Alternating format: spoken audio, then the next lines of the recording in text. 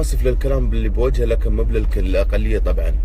الربع اللي يدخلون علي على الدايركت يقول لي ابو حمدان شوي شوي على قطر، مو بلهالدرجه ومو بهالطريقه، والله العظيم لا رد علي على الخاص واحذفه، لاني انا فعلا لا انا ولا غيري من المواطنين ما يتشرف ان تكون عندنا ناس تتعاطف مع ناس حفروا لبلادنا ودارنا من 20 سنه.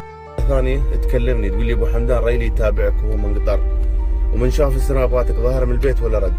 يا عمتي عله ان شاء الله ما يرد. عندنا بنات في البلاد، بنات اماراتيات متزوجين قطريين وبينهم عيش وملح وعيال وسيارات وردات، زواج مستمر لاكثر من 15 سنه، تطلقن فضلا الدار ولا العار.